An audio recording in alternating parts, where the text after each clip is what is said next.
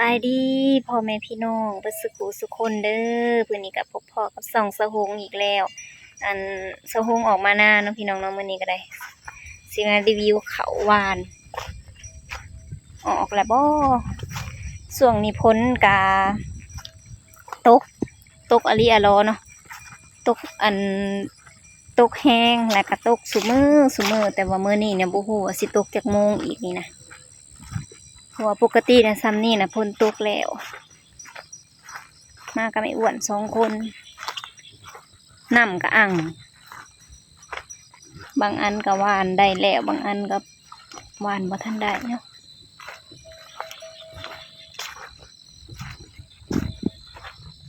เฮ็ดอันนั่นบ่ออกแล้วบ่เฮ็ดเพาะเนาะแถวนี้บางเทื่อก็อาจสิบ่แม่นยามมันเนาะพี่น้องออกก็ออกอยู่ก็บ่อันนั้นปานใดฝนตกห่ำมันคันบ่ออกกันน่ะสิได้หวานใหม่เนาะ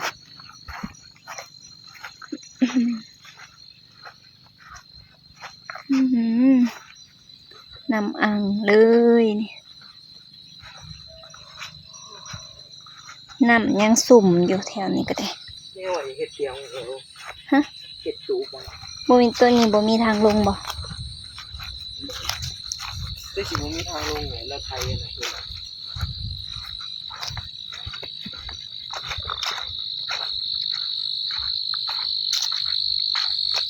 น้ำก็สิเอาคันตกแห้งกว่านี้ก็น้ำเอาคันไปเบิดแล้วเนาะอันนี้ก็ออกบ่ได้ซ้ำ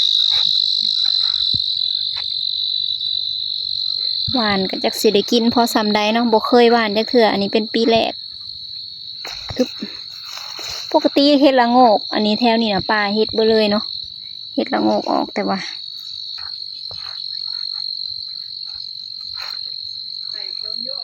บ่จังหน่อยมาพี่แถวนี้นะแถวเฮ็ดเพาะเลยพี่น้องแต่ว่ามันเป็นเสื้อเฮ็ดเพาะเบิดเลยเนาะแถวนี้นะแต่ว่าอันไทยมักไทยอันนั่นเบิดแล้ว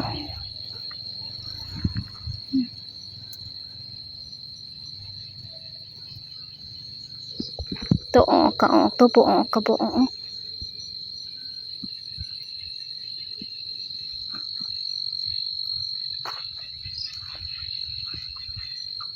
เพราะว่าหวานแล้วก็พ้นตกมาใส่เนาะน้ำอ่าง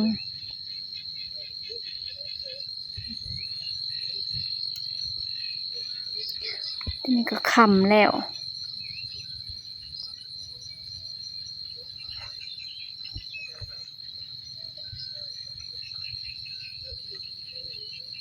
มีขี้งัวนำหน่อยหนึ่ง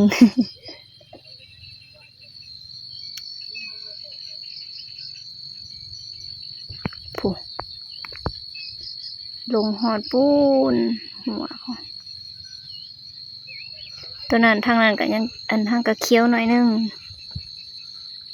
เลี้ยวไปกันเนาะ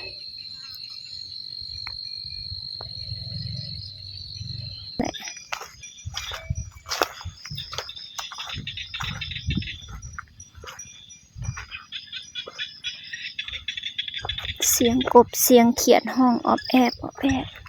นั่นกระนอง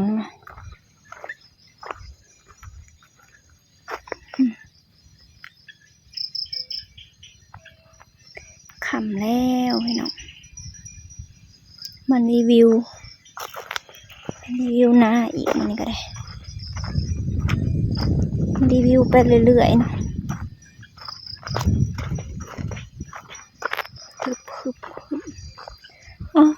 เครื่องปลูกเพิ่นนะเครื่องปลูกแม่อันงัวกินกันเพิ่นบ่มีหัว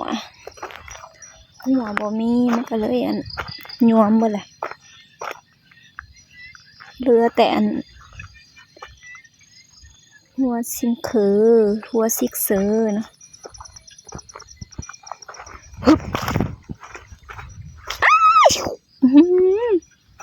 ขี้ต้มลืมเบิ่งเกือบสมูพลาดเต็ม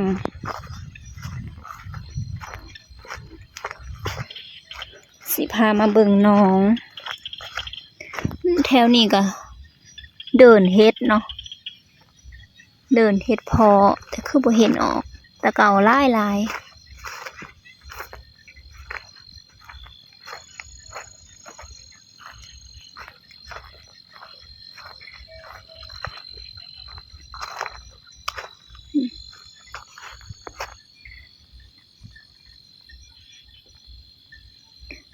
เฮ็ดละโงกละงี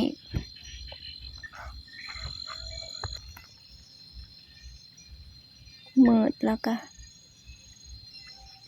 มืดค่ำแล้วก็มื้อได้บัดนี้ก็ได้ตะกี้ไอ้อ้วนลงเนาะน้อง เพิ่นลงน้องไอ้อ้วนลงตึกป่าปีกายเนาะทางนั้นก็เถียงสะหงเตะหาเตะหาม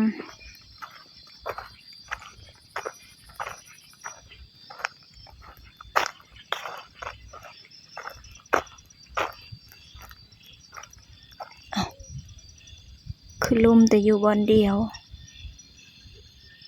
ฮึบหรือว่าไงเนี่ยไก่สิได้แล่นแล้วคะแนวนี้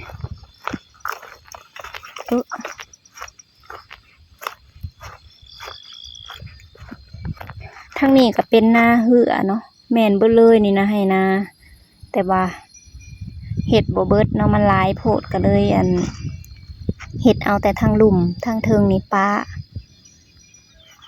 ตะกี้ก็เป็นให้นาบัดนี้ก็คันก็หมุนเบิดแล้ว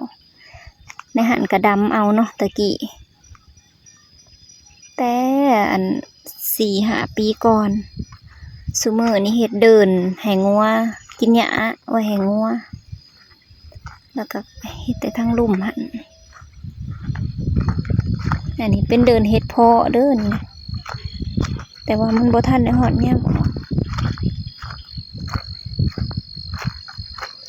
เดี๋ยวคันออกแล้วสิมารีวิวเนาะเฮ็ดเพาะแถวนี้แหละพี่น้องหลาย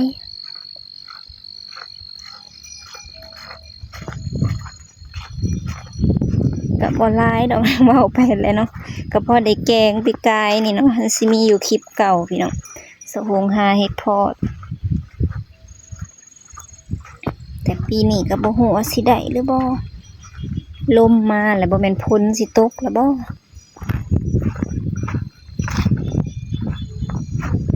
สิเป็นอีกพุ่นละอีก 2-3 เดือนน่ะ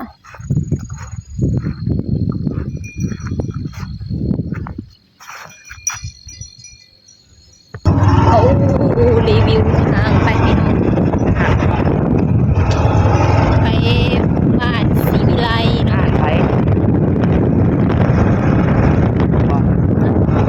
เขามาถิ่มขวดไว้ทางคนตกก็สิเป็นแบบนี้เลยอายกว่าอ้วนคอยเนี่ยปลาเมฆขี้ตมเด้ ทุกคนโตเพิ่นเบิ่งในน้ำเลยค่ะ จะเย็นลมพัด อ๋อมาสีไล่ใต้ท้องถือกันเลย ไม่ มาลูกใช้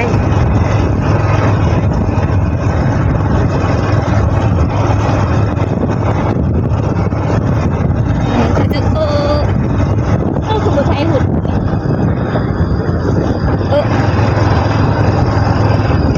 สูงยา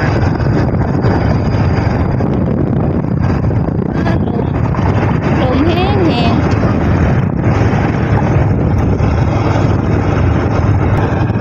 โอ้โหสุดยอดไปเลยโอ้โหโอแม่นยังได้ท่าถ่ายทางให้เบิ่งยันไอ้อ้วนพาทิมเขียวอ้าวมัน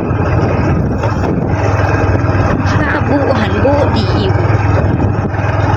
ทางมี2 เลนเป็น ไปซื้อแล้วก็ดูเอาเครื่อง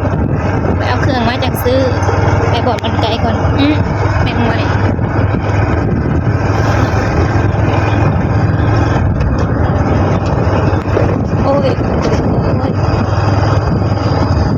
โอ้ยพารามาหอดแล้วเป็น ขำจนมืดมาเอาเครื่องเนาะพี่น้อง เอาเถิด นี่จังนั้นเราออกมาให้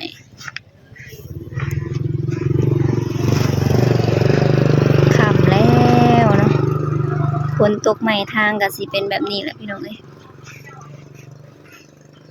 นี่ก็จะเอามาให้นะบ่ได้ให้เงินแล้ววะ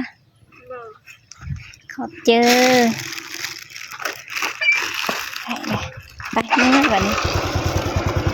สำหรับคลิปนี้ก็ขอจบไปเพียงสำนี้เด้อพี่น้องเด้อโมโม่รถฟันบอก